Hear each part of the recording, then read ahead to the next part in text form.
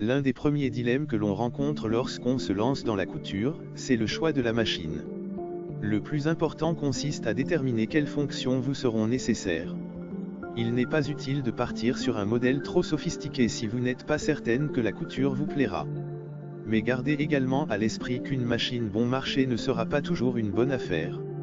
L'idéal c'est à la fois une machine simple d'utilisation et proposant suffisamment de possibilités pour vous permettre de progresser. Pour bien choisir sa machine à coudre, il est important de prendre en compte ses désirs créatifs et le temps que l'on souhaite y consacrer, occasionnel ou régulier, reprise, habillement, décoration, patchwork, broderie ou encore le type de tissu que l'on souhaite travailler. Vos projets vous guideront dans le choix de votre machine à coudre.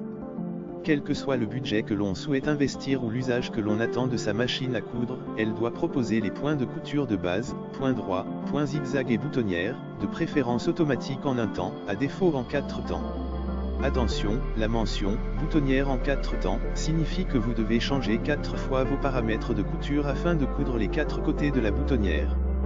Sur une chemise, cela peut être fastidieux. Le point pour couture stretch, ou élastique, s'avère utile pour travailler les tissus extensibles comme le jersey par exemple.